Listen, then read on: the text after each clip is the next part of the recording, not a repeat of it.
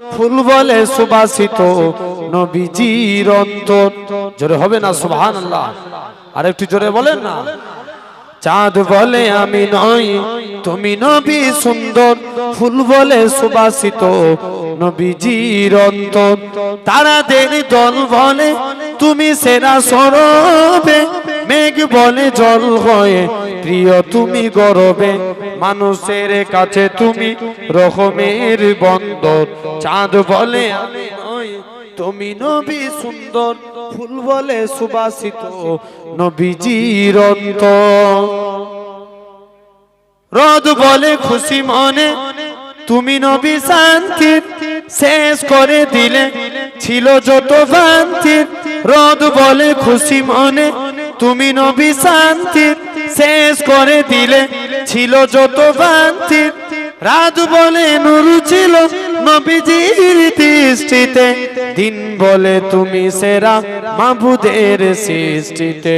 আলোময়ী করো তুমি পৃথিবীর অন্ধ। চাঁদ বলে আমি নই তুমি নবী সুন্দর, ফুল বলে সুবাসিত নবীজির অন্তর। জোরে হবে না? চাঁদ বলে আমি নই তুমি নবী সুন্দর, ফুল বলে সুবাসিত নবীজির অন্তর। রোদ বলে তুমি নবী শান্তি, শেষ করে দিলে ছিল যত ভ্রান্তি। রাত বলে নূর ছিল নবীজির দৃষ্টিতে, দিন বলে তুমি সেরা মাবুদের সৃষ্টিতে। আলোময়ী করো তুমি পৃথিবীর অন্তর। চাঁদ বলে আমি নই তুমি নবী সুন্দর, ফুল বলে সুবাসিত নবীজির অন্তর। আল্লাহুম্মা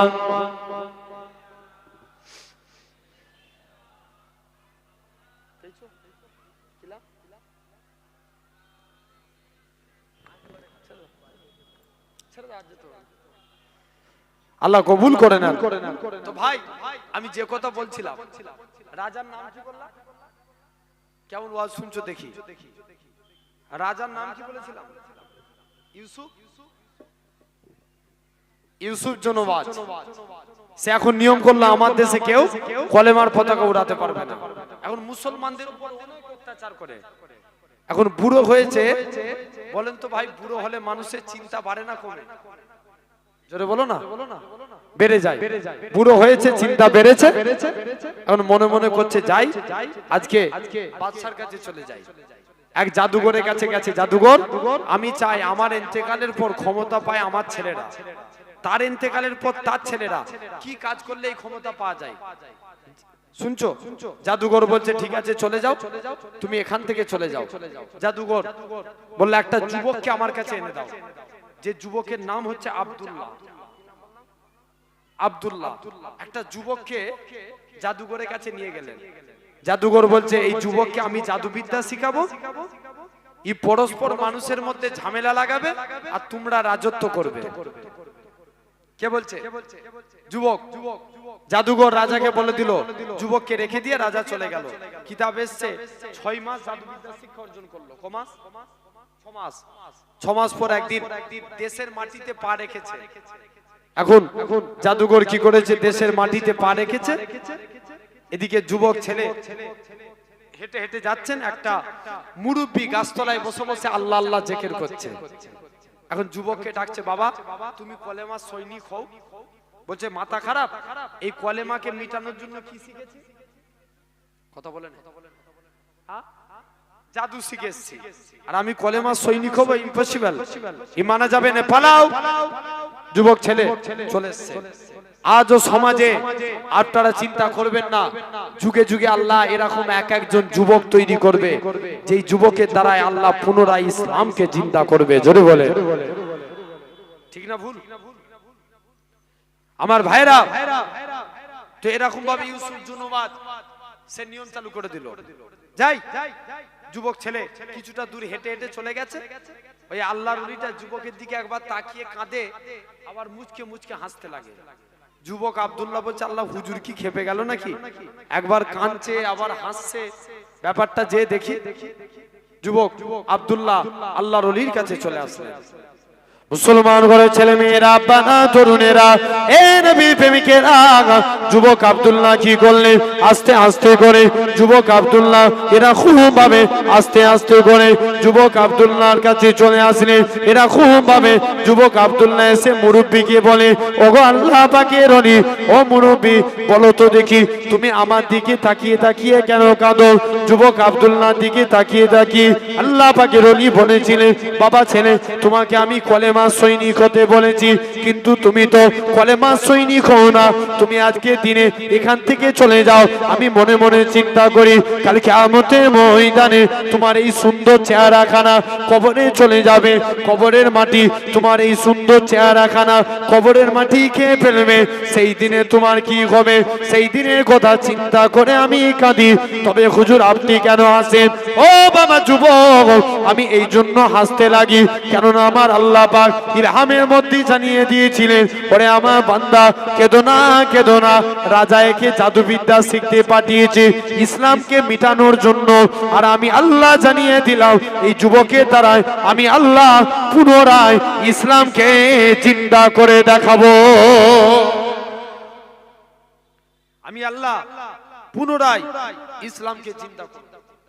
জান যুবক আব্দুল্লাহ এরকম ভাবে বলছে, না আমি মোটেও মানব না। মুসলমান ঘরের ছেলে মেয়েরা, আব্বানা, তরুণেরা, আল্লাহ পাকের ওলি যুবক ছেলেটাকে কাছে ডেকে নিলেন। কাছে ডেকে নিয়ে অন্তরে অন্তরে মিলিয়ে দিলেন, বুকের সঙ্গে বুক মিলিয়ে দিলেন।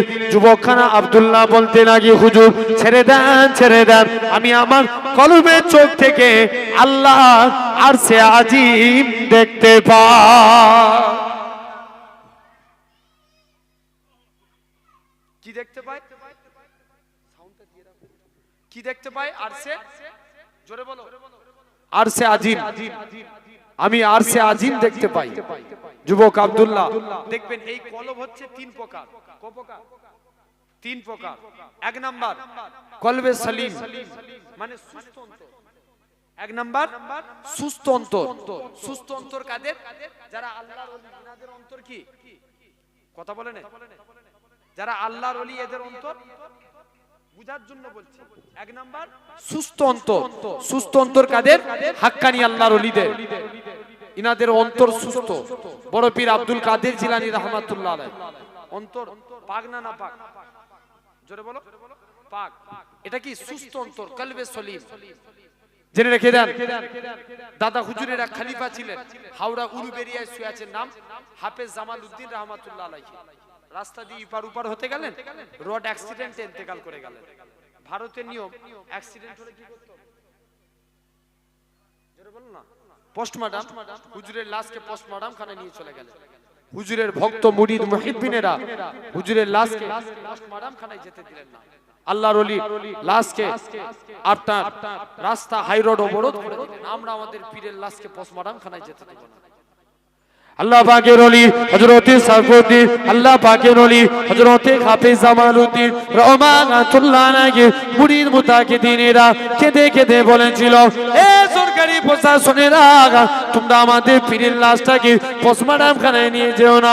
আল্লাহর ওলির লাশটাকে দাড়িপাল্লা ওজন করো, দাড়িপাল্লার একদিকে আল্লাহর ওলির লাশটাকে রেখে দাও, আর একদিকে পাল্লায় আমরা মুরিদেরা টাকা দিয়ে হুজুরের লাশের থেকেও বেশি টাকা দিয়ে খানা বাড়ি করে দেবো।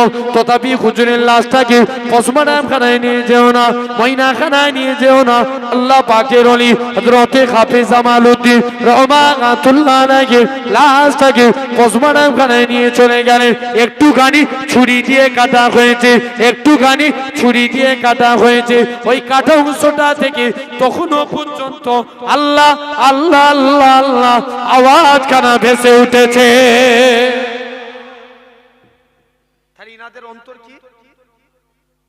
আমি এক নম্বর আলোচনা, অন্তর তিন প্রকার।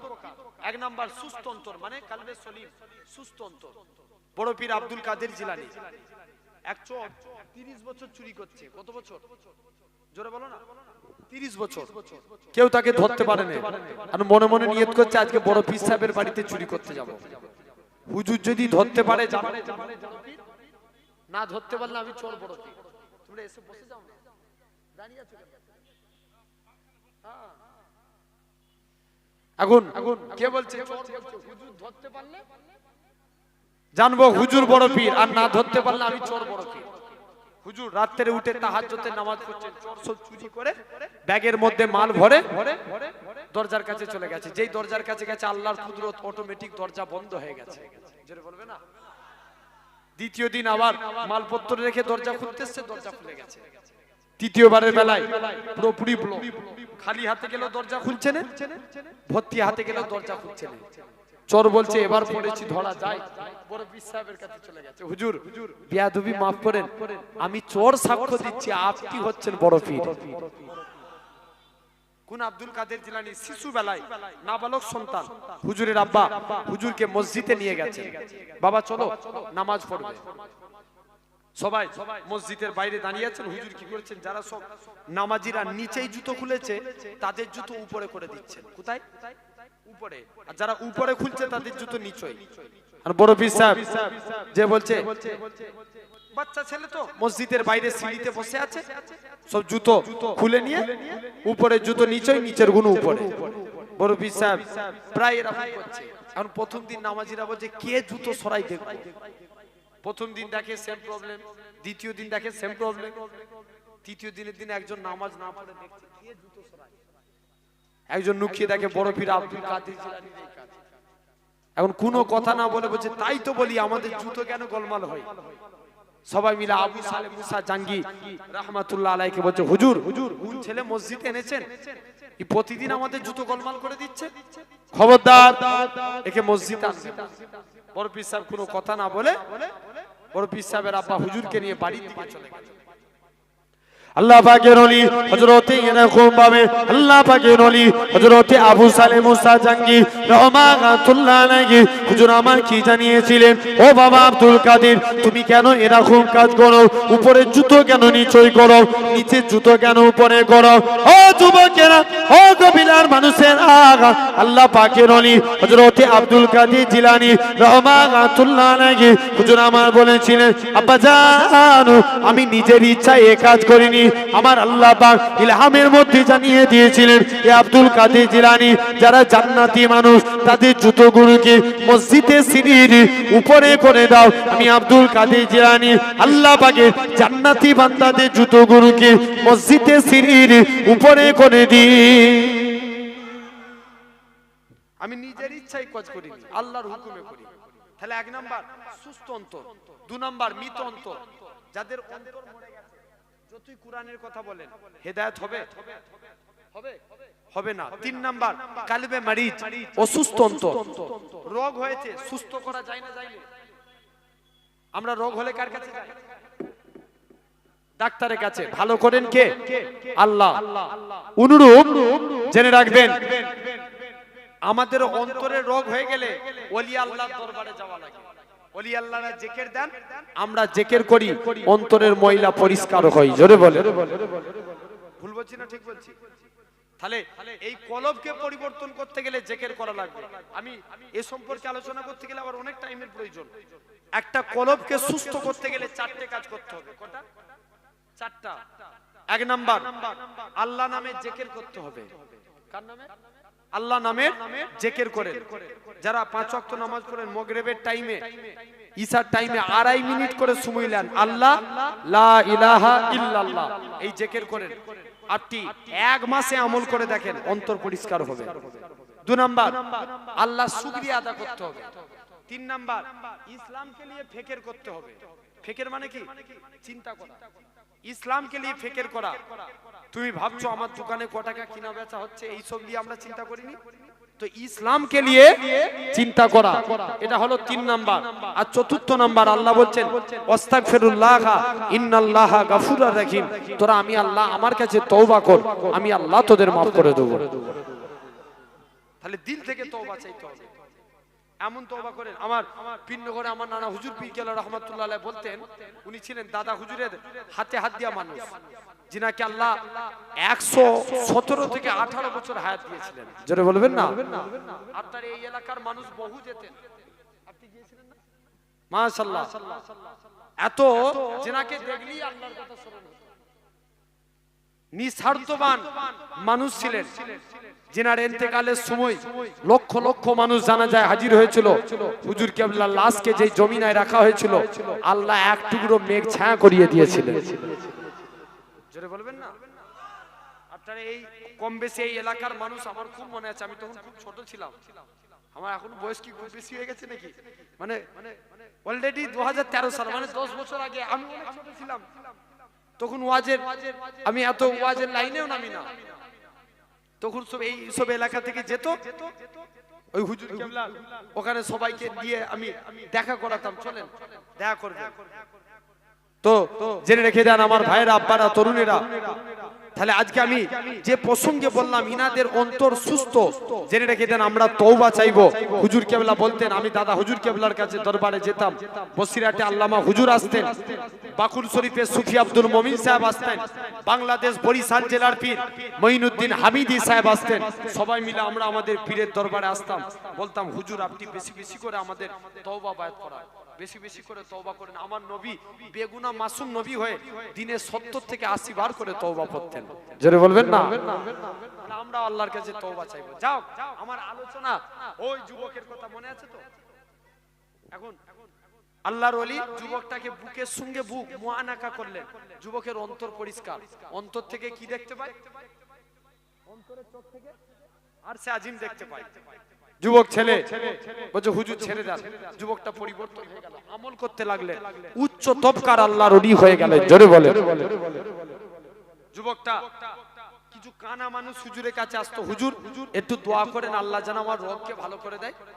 কিছু কানা হুজুরের কাছে এলে হুজুর কানার চোখে হাত রেখে দোয়া করতেন, আল্লাহ কানার চোখকে ভালো করে দিতেন।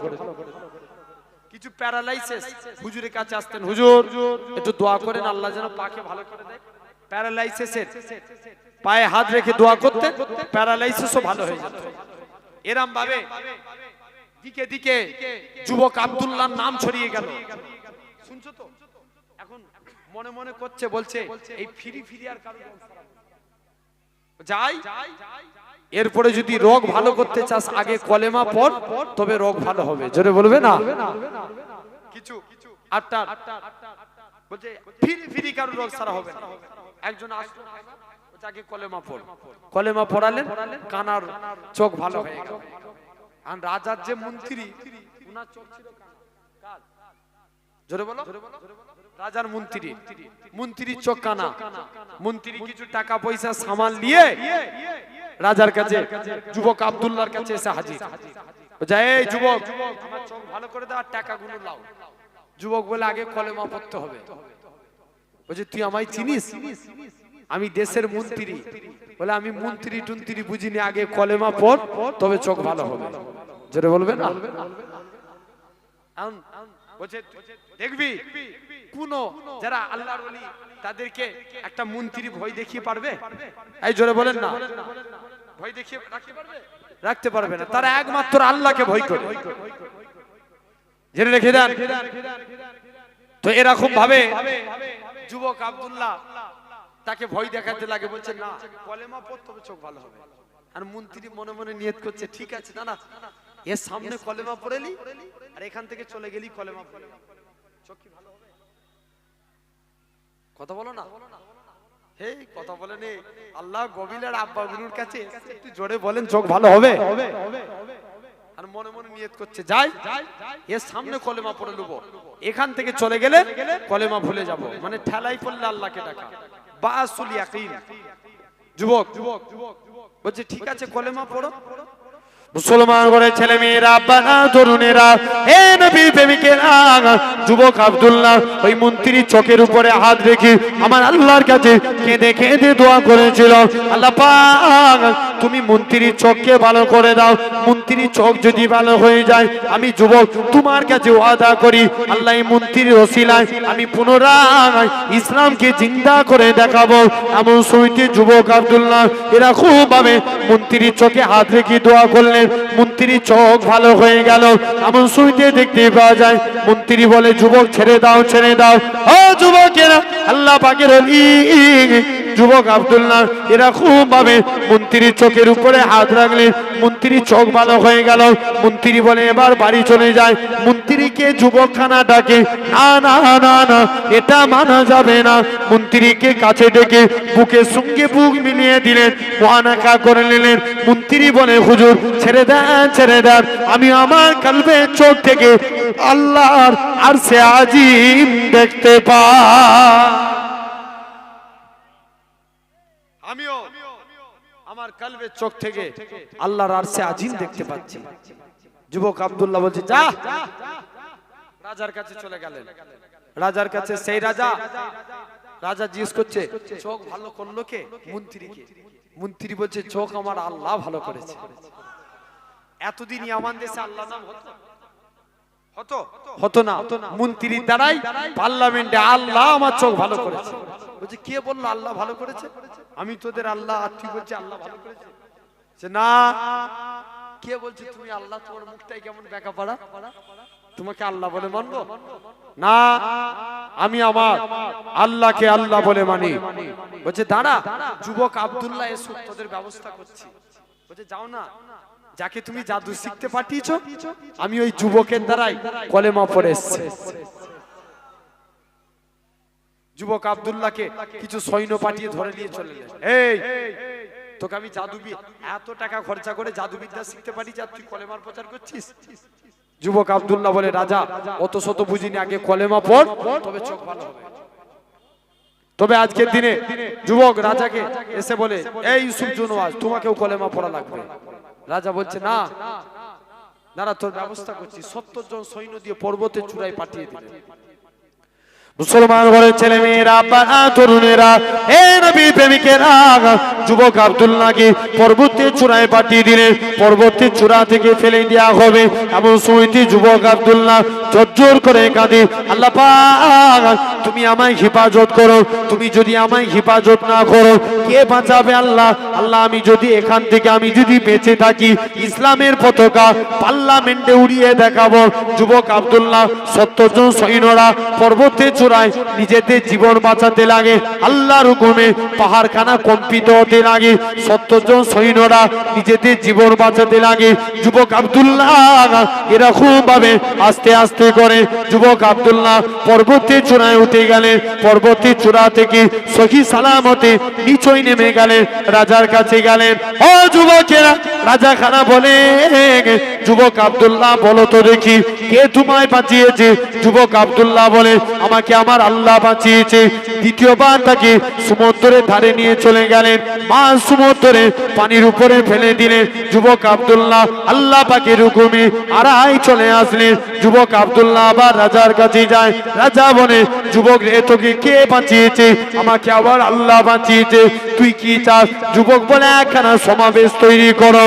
ও যুবকেরা, যুবক আব্দুল্লাহ একটা সমাবেশ তৈরি করলেন। সমাবেশে বলতে লাগে এই আমার দেশে মানুষেরা তোমরা আমার আল্লাহকে মেনে নাও, পরকালে নাজাত পেয়ে যাবে, আযাবে জাহান্নাম থেকে রেহাই পেয়ে যাবে। যখন এই কথা কানা বলে ওই আমার দেশে শত শত মানুষ ওই যুবক আল্লাহর ওলির হাতে হাত দিয়ে ইমানে কালেমা পড়ে মুসলমান হয়ে গেলে। আজও চেষ্টা করলেও কেউ যদি ইসলামকে মিটাতে চায় পারবে? কোনোদিন পারবে না। তাহলে আল্লাহর গোলাম হতে গেলে 2 নম্বর আমরা কলেমাকে জিন্দা করব, বলি ইনশাআল্লাহ। আল্লাহর উপরে ভরসা রাখেন। 3 নম্বর আমরা নবীকে ভালোবাসবো। কাকে? আল্লাহর গোলাম হতে গেলে নবীর মহব্বত দিল থেকে করতে হবে। নবীকে ভালোবাসি না? কারা কারা ভালোবাসে একবার হাত তুলে দেখান দেখিনি। তাকবীর মারো। একজন দাও জোর করে।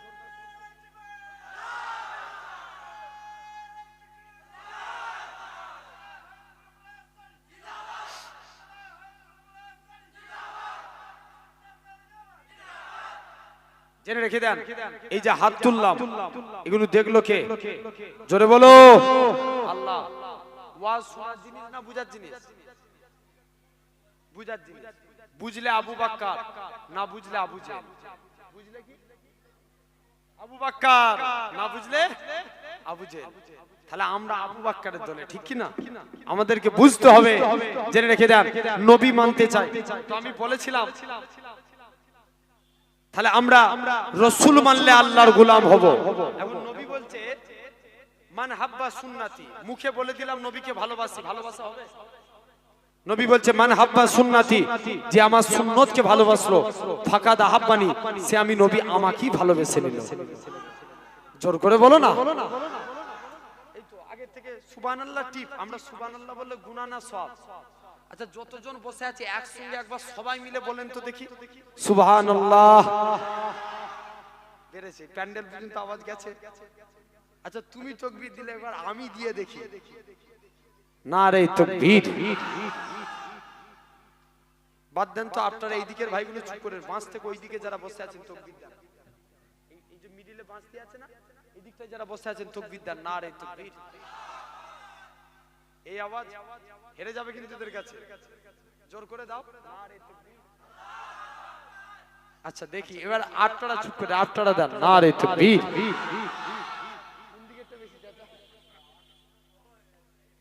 নারে তাকবীর। একসঙ্গে সবাই মিলে দেন।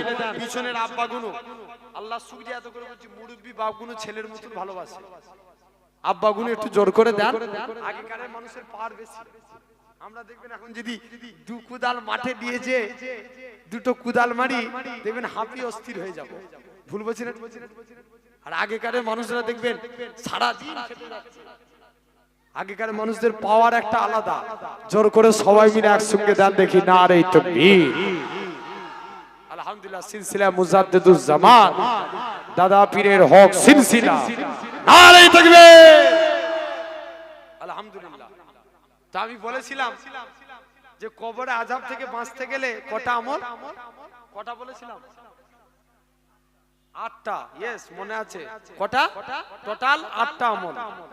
আমার আলোচনা আজকে মনে হচ্ছে আর সময় হবে না, তথাপি আমি রসুলকে যেটা নিয়ে বলছি, তাহলে নবীর আমরা যদি মুখ দিয়ে মুখে বলি নবীকে ভালোবাসি, নবী সুন্নত মানিনি, নবীকে মানা হবে? জোর করে, কোনদিন মানা হবে না। নবী বলছে আগে আমার সুন্নতকে ভালোবাসো, তবে আমি নবী আমাকে ভালোবাসা হবে। তাহলে আমরা নবীর সুন্নতকে মানতে চাই। এখানে আমার অনেক ভাইরা স্যুট পরে আছে। তোমরা স্যুট পরতে আমি নিষেধ করছি না, স্যুট পরেন, তবে আজ থেকে একটা সিস্টেমে পরেন। বুঝাচ্ছে না? একটা নিয়মে স্যুট পরেন। কেমন? যুবক, যখন তুমি স্যুট পরবে আগে ডান পাটা গলাবে। কোন পা? ডান পা। গাঁটের উপরে স্যুট রাখবে। কোথায়? জোরে বলো। গাঁটের উপরে। ডান পা দিয়ে স্যুট পরবেন। শার্ট জামা পরছেন, ডান হাত। গেঞ্জি পরছেন, ডান হাত। কাউকে কিছু দিচ্ছেন, ডান হাত। কারুর কাছে কিছু নিচ্ছেন, ডান হাত। এই ডান ডান ডান। কিয়ামতের দিন আল্লাহ বলবে, এই তোমরা যারা ডানপন্থী আছে এগিয়ে এসো। বান্দারা জিজ্ঞেস করবে, কেন আল্লাহ? আল্লাহ বলবে, যা, আমার নবী রাইট সাইড কে ভালোবাসতো, তোরা আমার নবীর সুন্নত মেনেছিস, আমি আল্লাহ তোদের নাজাত দিয়ে দিলাম। তাহলে একটা সুন্নত মানলাম। কটা? একটা। আমি এগুলো বলছি যদি আমার কথা শুনে আমার একটা ভাই এই আমল করে, আল্লাহ আমাদের প্রত্যেককে সওয়াব দেবে। বলেন ইনশাআল্লাহ। ভাই আজকের পর থেকে যখন শুট করব কোন পাকে দেব? এই মুখে বললে হবে না, কিন্তু করে দেখাতে হবে। বলেন ইনশাআল্লাহ। আলহামদুলিল্লাহ। আমরা যখন নখ কাটবো, এই আগুলটার নাম কি? সাদাত আগুল। এমনি তো নখ কাটেন। ডান হাতে সাদাত আগুলের নখটা আগে কাটবেন। কোন হাতের? ডান হাতের সাদাত আগুল। পরস্পর কেটে আসলে বাম হাতের বুড়া আগুল পরস্পর কেটে গেলেন। বাম হাতের বুড়া আগুল, ডান হাতের বুড়া আগুল। এভাবে যদি নখ কাটতে পারেন, আল্লামা নববী রহমাতুল্লাহ আলাইহি বলছেন এটা সুন্নতে রাসূল অনুযায়ী নখ কাটা। তাহলে আমরা এমনি তো নখ কাটি না? এমনি নখ কাটি। তো আজকের পর থেকে এই সিস্টেমে কাটবো। প্রথমে এই আগুল, তারপর পরস্পর কেটে আসবো, বুড়া আগুল বাদ। প্রথমে সাদাত, পরস্পর কেটে আসবো, তারপরে এই আগুল, পরস্পর কেটে যাবে, এই আগুল এই আগুল। যদি এভাবে পায়ের নখ কাটবেন, এভাবে নখ কাটলে সুন্নতে রাসূল অনুযায়ী নখ কাটা। তাহলে সেই নবীর সুন্নতকে মানবো। কোন নবী? আল্লাহ কত মাকাম দিয়েছিলেন। আরবের একটা সিস্টেম ছিল, বিধবা নারীরা গায়ে আতর মাখতে পারবে না। কি মাখতে পারবে না? জোরে বলো না, আতর। আমার এলাকাতেও সিস্টেম আছে, বিধবা নারীরা কেউ হাতে চুড়ি পরতে পারে না, আপনার নাকে নাকছাবি পরতে পারে না, কালারিং শাড়ি পরতে পারে না। কিন্তু দেখতে পাওয়া যায় আরবের মেয়েরাও, বিধবা মেয়েরা গায়ে আতর মাখতে পারে না। আল্লাহ রসুলের আব্বা আব্দুল্লাহ ইন্তেকাল হয়ে গেলেন। আমিনার পেটে দু জাহানের বাদশা। আমিনা বাড়ি থেকে কাজ করে আমিনার শরীর দিয়ে খুশবু বেরোয়, গোটা মক্কার জমিনে ছড়িয়ে যায়। জোরে বলে আমরা নবীর গোলাম আরো চিল্লে হই না। জেনে রেখে দেন, আব্দুল মুত্তালিবের লজ্জায় মাথা কাটে যায়। আব্দুল মুত্তালিব বলে নিজের স্ত্রীকে এসে বলে, স্ত্রী আমিনা কোথায় খুশবু পায়? স্ত্রী বলে, স্বামী আমিও কদিন ধরে দেখছি আমিনা যখন গোসলখানায় ঢুকে যেন মনে হয় কে গোসলখানায় আতর ঢেলে দিয়েছে। বলছে যাও না, আমিনাকে জিজ্ঞেস করো, হে আমিনা তুমি কোথায় খুশবু পাও? আমিনা বলে, আব্বা আমিনা মুখ থেকে থুতু বার করে দেয়। আব্বা থুতু বেরোতে দেরি, খুশবু ছড়াতে দেরি হয় না। আব্বা এটা আমার খুশবু না, আমার পেটেরটা খুশবু। আমি আমিনা যখন বাড়ি থেকে বেরিয়ে যায় আকাশের মেঘগুলো ছায়া করে নিয়ে যায়। আব্বা শুধু তাই নয়, যেদিন থেকে আমি আমিনা এখান থেকে চলে যায় ঘরের দেয়ালগুলো আমায় সালাম দেয়। আব্বা শুধু তাই নয়, আমি আমিনা যখন বাড়ি থেকে এরকম ভাবে বেরিয়ে যায়, আব্বা শুধু তাই নয়, আমি আমিনা যখন বাড়ি থেকে বেরিয়ে যায় আপনার মক্কার জমিনে আমি কুয়ার কাছে চলে যাই, আল্লাহর কুদরত অটোমেটিক কুয়ার পানি নিচে থেকে উপরে উঠে যায়। আরো জোরে হয় না, যে যাও না এ আমিনা তুমি এখান থেকে চলে যাও। সেই আমিনা এটা বলে আমার খুশবু, এটা আমার নবীর খুশবু। তাহলে জেনে রেখে দেন, আজ আপনাকে আমাকে ভাবা লাগবে সোনার ভাইরা, আব্বারা, তরুণেরা, আলহামদুলিল্লাহ জেনে রেখে দেন, সোনার ভাইরা, আব্বারা, তরুণেরা, আজ আপনাকে আমাকে লক্ষ্য করতে হবে। তাহলে আমরা জানে রহমান মুস্তফার গোলাম হব। হযরতে আনাস একদিন কিছু খেয়ে দস্তরখানে হাত মুছেছে। কোথায়? জোরে বলো না, দস্তরখানে হাত মুছেছে। হযরতে আনাস দস্তরখান থেকে আপনার হাত মুছে নিলেন। হযরতে আনাস একদিন দস্তরখান কোনদিন পানি দিয়ে ধুতেন। হযরতে আনাস বলে, আমি দস্তরখান জীবনে পানি দিয়ে ধুতাম না, আগুনে ফেলে দিতাম, আগুন থেকে তুলে নিতাম, দস্তরখান পরিষ্কার। জোরে বলো, সবাই মিলে ধরেছে আনাস এই জাদু শিখলে কোথায়? আনাস বলে, এটা জাদু না, এটা মুস্তাফা নবীর হাতে ছোঁয়া। আহ কি নবী পেয়েছে আপনি। হযরতে উতবা ইবনে ফারকাত সাহাবীর নাম, কি নাম বললাম? Utba ibn Farqad. হুজুরের 4 জন স্ত্রী ছিল। কজন? 4 জন স্ত্রী। স্ত্রীর সংখ্যা যখন বেশি হবে তখন স্বামী 4 ভাগে ভাগ হবে না, একটাই থাকবে, 4 ভাগে ভাগ হয়ে যাবে। সমান চোখে দেখতে হবে। এখন আব্দুল উতবা ইবনে ফারকাতের 4 জন স্ত্রী সব কম্পিটিশন করছে। ই বলছে, দাঁড়া স্বামীকে আমার দিকে ঘোরাও। বড় স্ত্রী চলে গেছে, এমন গায়ে খুশবু পারফিউম ইউজ করছে, কোনো কাজে লাগে না। মেজো আরো সুন্দর পারফিউম ইউজ করে, সেজো আরো সুন্দর ভাবে পারফিউম মাখতে থাকে। এরকম ভাবে 3 জনই পারফিউম মাখে। ছোট বলছে, তোমরা তো 3 জন পার করে দিলে, আমি ছোট, স্বামী আমাকে বেশি মহব্বত করবে। 4 নম্বরে স্ত্রী আপনার কি পড়েছে, তিনি অনেক খুশবু মেখেছে। যতই খুশবু মাখে রাসূলুল্লাহর সাহাবীর গায়ের খুশবুকে আল্লাহ আলা করে দেয়। 4 জন মিলে কজন স্ত্রী খুশবু মেখেছে? জোরে বলো, 4 জন। 4 জনের খুশবুকে নবী সাহাবীর গায়ের গন্ধ চাপা ফেলে দেয়। স্ত্রীরা ধরেছে, স্বামী তোমার গায়ে এত খুশবু উঠে কেন? বলো। স্ত্রী বলছে, স্বামী বলছে না পরে বলবো, বলছে না বলতেই হবে, তোমার গা দিয়ে এত খুশবু উঠে কেন? আল্লাহ নবী সাহাবী হযরতে উতবা ইবনে ফারকাজ বলে, ও আমার স্ত্রীরা শুনে রেখে দেন, কোন এক টাইমে আমি উতবা ইবনে ফারকাজের গোটা শরীরখানা ফুসকা পড়ে গিয়েছিল, গোটা শরীরখানা জ্বালা জ্বালা করতেছিল। হঠাৎ করে আমি উতবা ইবনে ফারকাজ গোটা শরীরখানা ফুসকা পড়ে গিয়েছে। আমি উতবা আল্লাহ নবী দরবারে চলে গেলাম, প্রতিটা জায়গায় গেলাম, কোন জায়গায় গিয়ে আমার রোগ ভালো হলো না। আমি উতবা আল্লাহ নবী দরবারে চলে গেলাম, আল্লাহ নবী দরবারে যে জোর করে কাঁদি, ইয়া রাসূলুল্লাহ হাবিবাল্লাহ, ইয়া রাসূলুল্লাহ হাবিবাল্লাহ, হুজুর আমি উতবা শরীরখানা ফুসকা পড়ে গিয়েছে। আল্লাহ নবী বলে, বাবা জামাখানা খুলে দাও। আল্লাহ নবী বিসমিল্লাহ বলে একটুখানি হাত বুলিয়ে দিলেন। হযরতে উতবা ইবনে ফারকাজ বলে, আল্লাহর কসম, নবীর হাত লাগানোর সাথে সাথে আমি উতবা শরীর থেকে আমার আল্লাহ পাক খুশবু জারি করে দিয়েছিলেন। জাস্ট নবী হাত দিয়েছেন। স্ত্রীরা বলছে, আমরা তাই বলি, আমরা এত খুশবু মাখি, তোমার গা দিয়ে বেশি খুশবু। তাহলে এই ছিল আপনার আমার নবী।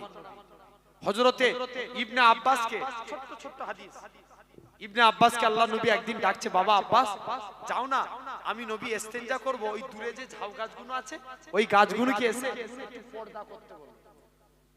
কি করবে? পর্দা। খোলা মাঠে ইস্তেঞ্জা করা যায়, ঠিক হবে? দেখবেন আমরা রাস্তাঘাটে অনেকে ইস্তেঞ্জা করি, এমন ভাবে বসে যায় সামনে দিয়ে কেউ গেলে সব দেখে পালিয়ে যায়। ভুল বলছি না ঠিক বলছি? তাহলে ঝোপঝাড় আড়াল করে বসা সুন্নতে রাসূল, এই হাদিস দ্বারা প্রমাণ। জেনে রেখে দেন, ইবনে আব্বাসকে নবী ডাকছে, বাবা আব্বাস যাও না, ওই গাছগুলোকে যে বলো আমি নবী, আমার জন্য যেন তারা একটু পর্দা করে।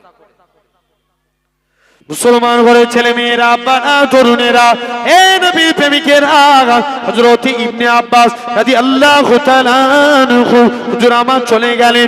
এ গাছে সাজার তোমাকে আল্লাহ নবী ডাকে, যখন প্রথমবার বলে ওই গাছের পাতাগুলো নাড়া দেয়, দ্বিতীয়বার বলে এ গাছে সাজার তোমাকে আল্লাহ নবী ডাকে, দ্বিতীয়বার যখনই বলে গাছের ডালগুলো নাড়া দেয়, তৃতীয়বার বলে আল্লাহ নবী তোমাকে ডাকে। সঙ্গে সঙ্গে ওই গাছখানা মানুষের মতো কদমে পড়ে, এরকম ভাবে যেমন মানুষ এক জায়গা থেকে আরেক জায়গায় যায়, ওই গাছগুলো এরকম ভাবে মাটি ফাঁক করে এক জায়গায় এসে পর্দা করে ফেললে। ও যুবকেরা, আল্লাহ নবী ওই জায়গায় দাঁড়িয়ে নবী আমার ওই জায়গায় ইস্তিনজা করলেন।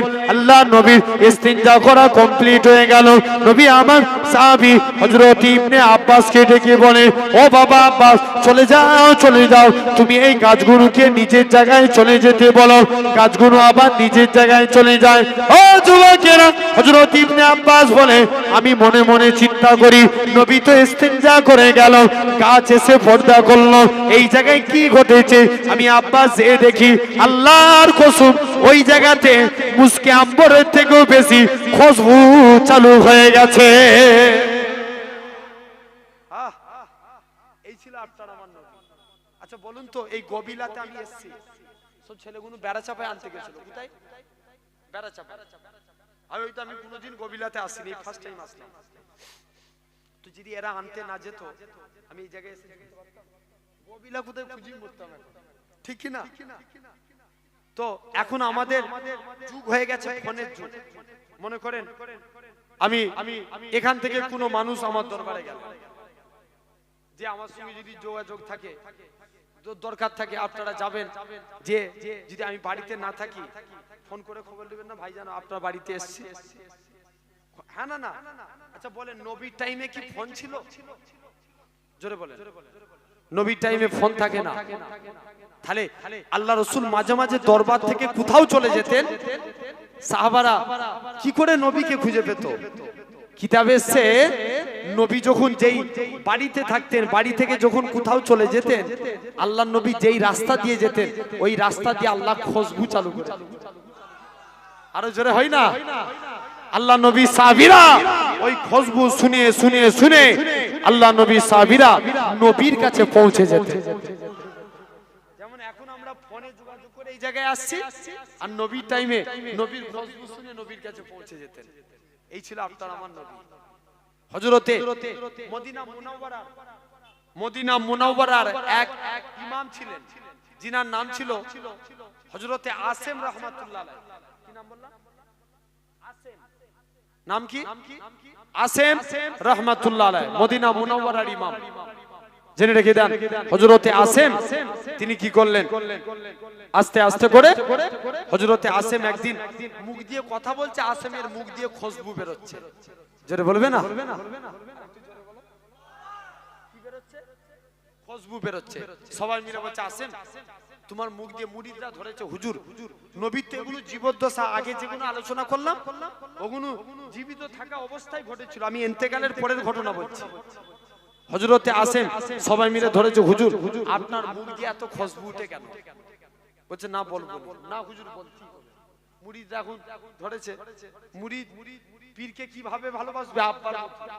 কেমন করে? আব্বার মতো। বলছে না হুজুর, বলতেই হবে, আপনার শরীর দিয়ে এত খুশবু উঠে কেন? আল্লাহ পাকের ওলি হযরতে আসেম রাহমাতুল্লাহ আলাইহি হুজুর আমার মুরিদদেরকে ডেকে বলে, ও বাবা মুরিদ শুনে রেখে দাও, আমি আসেম একদিন আমি হঠাৎ করে রাত্রে শুয়ে আছি, হঠাৎ করে দেখি আল্লাহ নবী দিন দুনিয়া বাদশা হাবিবুল্লাহ জনাবে মুহাম্মদুর রাসূলুল্লাহ সাল্লাল্লাহু আলাইহি সাল্লাম হুজুর আমার এরকম ভাবে আল্লাহ নবীর সঙ্গে স্বপ্নে স্বপ্নে দিদার নসিব হয়ে গেল। ও যুবকেরা, হযরতে আসেম বলে আমি হঠাৎ করে দেখি আল্লাহ নবীর সঙ্গে দিদার নসিব হয়ে গেল। আল্লাহ নবীর সম্মানে আমি আসেম তাজিমে দাঁড়িয়ে গেলাম। আল্লাহ নবী বলে, বাবা আসেম তুমি আমি নবী আমায় একটু কোরআন পড়ে শোনাও। হযরতে আসেম বলে, আমি আল্লাহ নবীর সম্মানে দাঁড়িয়ে দাঁড়িয়ে কোরআন তেলাওয়াত করি। আল্লাহ নবী কোরআন খানা শুনে আমি আসেম কোরআন খানা পড়ি। আল্লাহ নবী কোরআন খানা শুনে, ও যুবকেরা, হযরতে আসেম কোরআন খানা কমপ্লিট হয়ে গেল। আল্লাহ নবী জোর করে কাঁদে, বাবা আসেম তুমি আমি নবী আমার দিলকে ভরিয়ে দিয়েছো, আমি নবী আমার মনকে খুশি করে দিয়েছো, চলে যাও বাবা চলে যাও। আমি নবী বললাম, তুমি একটু জিহ্বাখানা বার করো। হযরতে আসেম জিহ্বাখানা বার করে দিলেন। আল্লাহ নবী মুখ থেকে একটু থুতু নিয়ে হযরতে আসেমের মুখে দিয়ে দিলেন। হযরতে আসেম বলে, আল্লাহর কসম সকাল বেলায় উঠে দেখি আমি আসেমের মুখ থেকে আমার আল্লাহ পাক খুশবু চালু করে দিয়েছে। জেনে রাখেন, তাহলে সেই নবী আমরা দিল থেকে মহব্বত করব, সুন্নতে রাসূল নবীর সুন্নতকে ভালোবাসবো, বলি ইনশাআল্লাহ। বলেন না ইনশাআল্লাহ। এই দাড়ি কার সুন্নত? নবীর সুন্নত। দাড়ি কেটে যদি ঘুরি নবী মানা হবে তো? বলো না, মানা হবে? তাহলে আল্লাহ যতটুকু দিয়েছে রেখে দেন। তুমি দাড়ি রেখে বিয়ে হয়ে গেছে ভাই, তোমায় কেউ দেখার নাই, তুমি দাড়ি রাখো। দাড়ি রেখে যদি কবরে যায় আল্লাহর ফেরেশতারা দেখলেই চিনবে এটা গোলামে মুস্তাফা। জোরে বলে মাশাআল্লাহ। আমি আপনাদের আচ্ছা আসবে, চলে আসবে। আমি আর লম্বা চওড়া আলোচনা আর দীর্ঘায়িত নয়, তথাপিও কারণ আমি আমার 9:30টায় আবার আরেক জায়গায় প্রোগ্রাম আছে, ওখানে যেতে হবে। আমি নিয়াজ সমতুই বলেছিলাম তো গজল বললাম তো একটু আগে। কি উর্দু না বাংলা? হ্যাঁ হ্যাঁ বাংলা একটা, উর্দু একটা। জেনে রেখে দেন আলহামদুলিল্লাহ।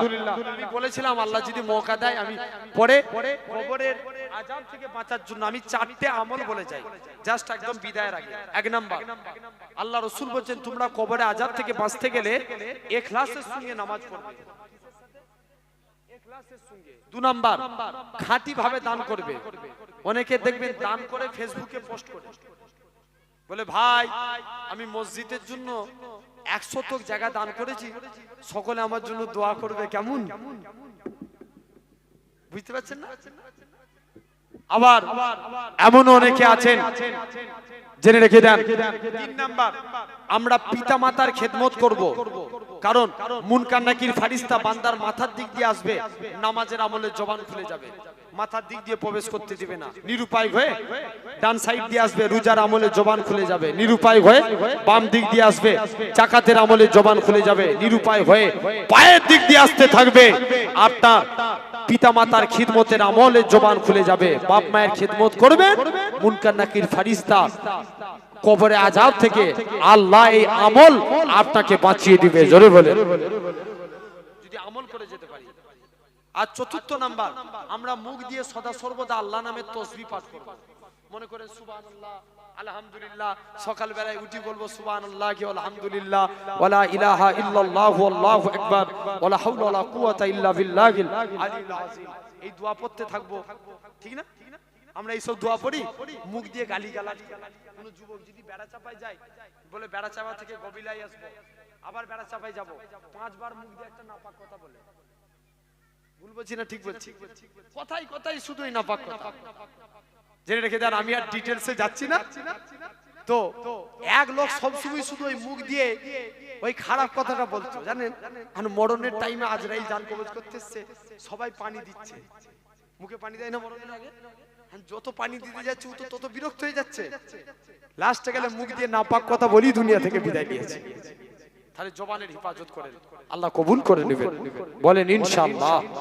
আল্লাহ কবুল করেন, আল্লাহ আমাদের সকলকে সিরাতাল মুস্তাকিমের পথিক বানান। আমি আপনাদের সন্তানের মতো, ভাইয়ের মতো, আমি আমার ক্ষুদ্রতম জ্ঞানে যতটুকু আপনাদের কাছে আলোচনা করলাম, মাশাআল্লাহ আমার পরি আমার অত্যন্ত প্রিয় ভালোবাসার ভাই জনাব পীরজাদা শাফির সিদ্দিকী ভাইজান আপনাদের খিদমতে এসেছেন। এক্ষুনি ভাই আসবে। তবে জেনে রাখেন, নবীকে মানার দিকে যদি মুস্তাফার বিরুদ্ধে কথা বলে, এই গবিলার ছেলেরা বলো, আমরা এক হয়ে তাদের বিরুদ্ধে আন্দোলন করার দরকার আছে না নাই? জোরে বলেন। এই আওয়াজ দিয়ে তোমাদেরকে নিয়ে কি আন্দোলন হবে? চিৎকার দিয়ে বলেন, যারা মুস্তাফার বিরুদ্ধে কথা বলবে, এক হয়ে তাদের বিরুদ্ধে আন্দোলন করার দরকার আছে না নাই? জেনে রেখে দেন, সব মেনে নেওয়া যাবে। ভাই, নবী আগে নেতা চিনতে হবে, ঠিক কি না? রাসূল হলেন আমাদের নেতা। আমি দুনিয়ার কোন নেতার কথা বলিনি। এখনকার নেতারা দেখবেন, নেতা হওয়ার আগে ছিল ভিখারি, নেতা হওয়ার পরে হয়েছে কোটিপতি। ভুল বলছি না ঠিক বলছি? জোরে বলো। খারাপ লাগছে মনে হচ্ছে না? একদম এখনকার নেতাদের বৈশিষ্ট্য এরকম। বেশিরভাগ নেতা আপনি কটা পাবেন ভালো। আর দেখেন আগেকার নেতারা, আমি ওদিকে আর আলোচনায় যাব না। নেতা হতে গেলে কেমন নেতা হয়েছিল দেখেন। ওমরের জামানায় আবু সাইদ, তিনি একজন দেশের গভর্নর ছিলেন। তিনি এমন নেতা ছিলেন, আল্লাহর ওই নেতাগিরি করে আল্লাহ জান্নাতি হয়েছে। জোরে বলেন। কিন্তু এখনকার যদি আপনার নামে একটা ঘর বেরোয়, বলে আগে 20,000 দে তবে তোর নামে ঘর লিখব। কথা বলে না কেন? ভুল বলছি না ঠিক বলছি? তাহলে জেনে রাখেন আমাদের এই সব বৈশিষ্ট্য। খবরদার, এখন দেখবেন আমার হক কথা বললে তোমাকে জেলে দিবে। জোরে বলো, জেলে। আর তৎকালীন সময় ওমরের বিরুদ্ধে কাজী সুরাই হক কথা বলেছে, ওমর আজকের বিচারের রায় তোমার বিরুদ্ধে যাবে। ওমর, তুমি যে ঘোড়াটা কিনেছো, ঘোড়া তোমাকে নিতে হবে, টাকা ইহুদির হবে। ওমর, বিচার তোমার বিরুদ্ধে গেল। ওমর রাজ দরবারে চলে গেলেন, বলছে কাজী সুরাই আমার বিরুদ্ধে রায় দিয়েছে, যাও। আমি ওমর তার প্রমোশন বাড়িয়ে দিলাম। ওমর প্রমোশন বাড়িয়ে দিল। আর আজ আমাদের সমাজে হক কথা বললে যার বিরুদ্ধে কথা বলবেন সে আপনার নামে মামলা করবে। কথা বলে না কেন? জেনে রেখে দেন আমার ভাইরা, আল্লাহ কবুল করে না আমাদের সকলকে। আল্লাহ যেন ন্যায়ের উপরে চলার তৌফিক দেন। বলেন ইনশাআল্লাহ। হকের উপরে থাকেন, সত্যের উপরে থাকেন, আল্লাহ কবুল করে নেবেন। আমার সোনার ভাইরা, ভাই রিকোয়েস্ট করলো আমাদের, হ্যাঁ একটা গজল, এই নামটা বলে, সামির আহমেদ নতুন ওয়াজ করছে। আপনাদের খুব ভালো, একদম ভাইজানের টানে ওয়াজ করছে। কত যাচ্ছেন না? জেনে রেখে দেন আমার সামির আহমেদ ভাই রিকোয়েস্ট করলো, আমার এই মুরব্বি বাপ, উনিও বললেন একটা উর্দু না বাংলা, একটাই বলি না কি? আচ্ছা একটা একবার দরুদ শরীফ আল্লাহুম্মা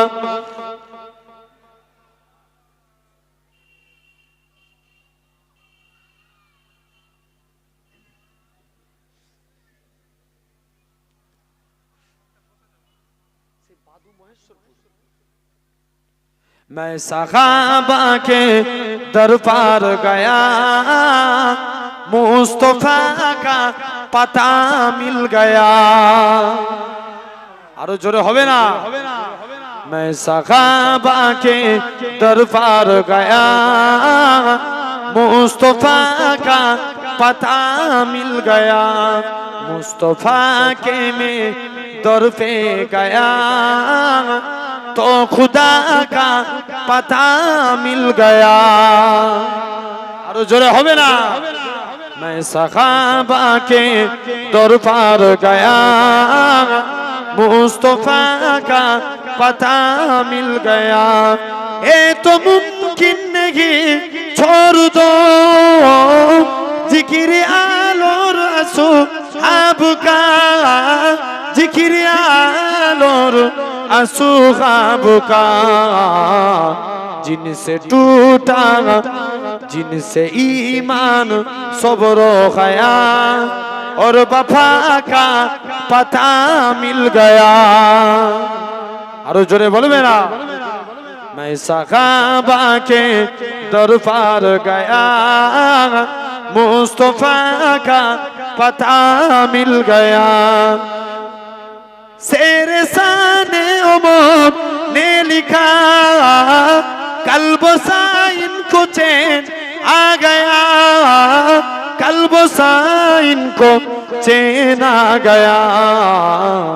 दर्द दिल की मुझे बेहतरीन एक दवा का पता मिल गया। और जोरे बोले। मैं सहाबा के दरबार गया, मुस्तफा का पता मिल गया। जिस जगह जिंदगी को न हो, मौत का खौफ है कहा, मौत का खौफ जागे कहा। ऐसा के दरबार गया, उस जगह का पता मिल गया। ऐसा के दरबार गया, उस जगह का पता मिल गया। अल्लाहुम्मा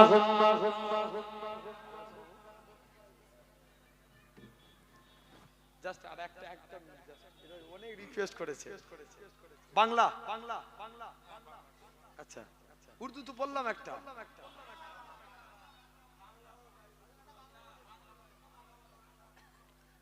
কি বলবো? दुरूद शरीफ अल्लाहुम्मा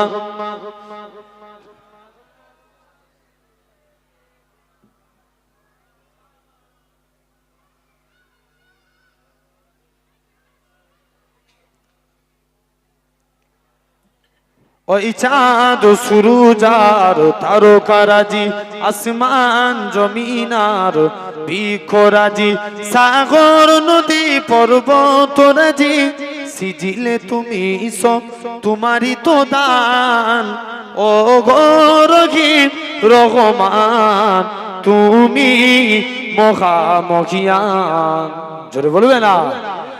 ও গো রহিম রহমান, তুমি মহামহিয়ান।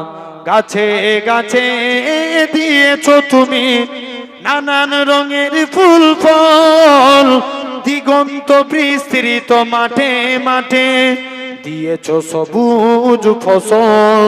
কৃষকের মুখে হাসি গোলা ভরা ধান, সিজিলে তুমি সব তোমারই তো দান। ও গো রহিম রহমান, তুমি মহামহিয়ান। ও গো রহিম রহমান, তুমি মহামহিয়ান। আলহামদুলিল্লাহ, আল্লাহ কবুল করেন। ভাইয়ের দিক দিয়ে আমার সম্পর্কে